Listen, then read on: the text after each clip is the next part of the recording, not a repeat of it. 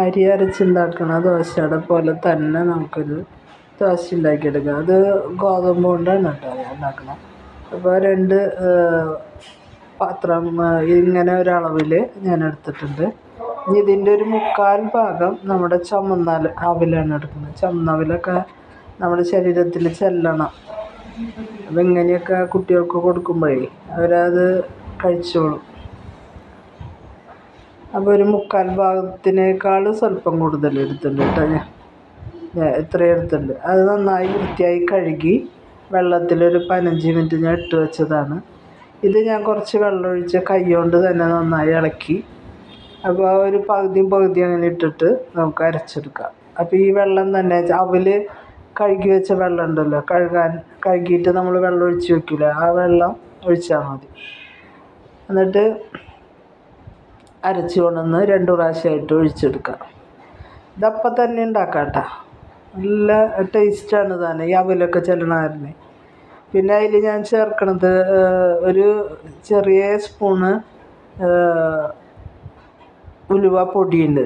ഉലുവാപ്പൊടിയും ആവശ്യത്തിന് ഉപ്പും, ഒരു സ്പൂണ് ചെറിയ സ്പൂണ് കഷ്ടി ഉപ്പ് ചേർത്തിട്ടുണ്ട്. അതെനിക്ക് കാണിക്കാൻ പറ്റിയില്ല. അപ്പോൾ അതും കൂടി ചേർത്തിട്ട് അപ്പോൾ ആ ഉലുവ നമ്മൾ ചേർക്കില്ല, നമ്മുടെ ദോശയിൽ നമ്മൾ ഇടുമ്പോൾ അരിയെണ്ണോട് കൂടി നമ്മൾ ഉലുവ കഴുകി ഇടില്ല. അപ്പോൾ അതുപോലെ ഇതിൽ ഞാൻ പൊടിയാണ് ഇട്ടണത്. ഇത് ഇപ്പം തന്നെ നമുക്ക് ഉണ്ടാക്കിയെടുക്കാം കേട്ടോ. അപ്പോൾ ഒരു തുള്ളി വെള്ളം കൂടി മിക്സി കഴുകിയ വെള്ളം കൂടി ചേർത്തിട്ട് നമുക്ക് ദോശ ഉണ്ടാക്കിയെടുക്കാം.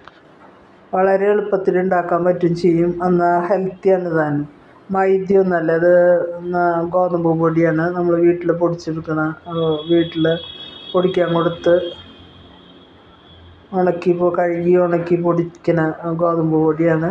അതുപോലെ തന്നെ അവിൽ, നല്ല ചുമന്ന അവിൽ കഴുകി കുതിർത്തിയിട്ട് അതും കൂടി അരച്ചിട്ട് ഉണ്ടാക്കണ ദോശയാണ്. അപ്പോൾ നമുക്ക് നൈറ്റിലൊക്കെ ഇതിങ്ങനെ ചെയ്തെടുക്കാം. വേണ്ട അങ്ങനെ ഒരു വലിയ ഒരു നെയ് റോസ്റ്റ് പോലെ ഒന്നും ഉണ്ടാക്കല്ല, നമ്മൾ സാധാ ദോശ പോലെ ഉണ്ടാക്കാം. അപ്പോൾ നമ്മൾ അധികം നേരം വെച്ചിട്ടൊന്നുമില്ല കേട്ടോ, അപ്പം തന്നെ ഉണ്ടാക്കണം. ആ ഹോളൊക്കെ വന്നാണ്ട അപ്പം തന്നെ ഉണ്ടാക്കിയാൽ, അപ്പോൾ കുറച്ച് നേരം വയ്ക്കുകയാണെങ്കിൽ നന്നായി ഹോളൊക്കെ വരും കേട്ടോ. ഞാനിപ്പോൾ ഇൻസ്റ്റൻ്റായിട്ട് ഉണ്ടാക്കുകയാണ്. അപ്പോൾ ഈവനിങ്ങിലാണ് ഞാൻ ഉണ്ടാക്കണത്. കുറച്ച് ഞാൻ മാറ്റി വയ്ക്കിയതിന്. അപ്പോൾ നൈറ്റിലേക്ക് ദോശയായി. അപ്പോൾ നമ്മൾ എന്നും ചപ്പാത്തിയൊക്കെ ഉണ്ടാക്കുമ്പോൾ നമുക്കിങ്ങനെ ഇതൊരു ഹെൽത്തിയാണ് താനും. ഈ അവിൽ ചിലടത്ത് നല്ലതാണ് കേട്ടോ. ഈ ഡയബറ്റീസിന് അതൊന്നും പ്രശ്നമല്ല, കാരണം അത് നല്ല അവരൊക്കെ കഴിക്കേണ്ടത് തന്നെയാണിത്. കുറേ അല്ല, ഒരു 2 ദോശയൊക്കെ നമുക്ക് കഴിക്കാം. അതുപോലെ റാഗി ചേർത്ത് ഗോതമ്പിൽ കുറച്ച് ചേർത്ത് കഴിക്കുക. അപ്പോൾ അങ്ങനെ മൊത്തമെടുത്ത് കഴിക്കുമ്പോൾ നമുക്ക് ഇഷ്ടം ഉണ്ടാവില്ലല്ലോ. അപ്പോൾ ഇങ്ങനെയൊക്കെ ചേർത്ത് കഴിക്കുന്നതാണ് നമുക്ക് കഴിക്കാൻ സൗകര്യം. എനിക്ക് റാഗി തന്നെ ദോശ കഴിക്കാൻ എനിക്കിഷ്ടമല്ല. അപ്പോൾ ഞാനൊക്കെ ചേർത്താണ് കഴിക്കുക എല്ലാത്തിലും. അതുപോലെ തന്നെ അവിൽ ചേർത്ത് കഴിക്കുക. ഇത് ഞാൻ രാവിലെ ഉണ്ടാക്കിയ ക്യാപ്സിക്കം കറിയാണ് കേട്ടോ. നല്ല കറിയാണ്. മുട്ടയുണ്ട്, ഞങ്ങൾക്ക് ഓംലേറ്റ് ഉണ്ടാക്കിയിട്ടുണ്ട്. അപ്പോൾ ഇതും കൂടി ആകുമ്പോൾ നല്ല കറിയാണ്. ഇന്നത്തെ ഒരു 2 ദോശയും ഇതും കൂടി ഉണ്ടെങ്കിൽ ഇന്നത്തെ നൈറ്റ് ഉഷാറായി.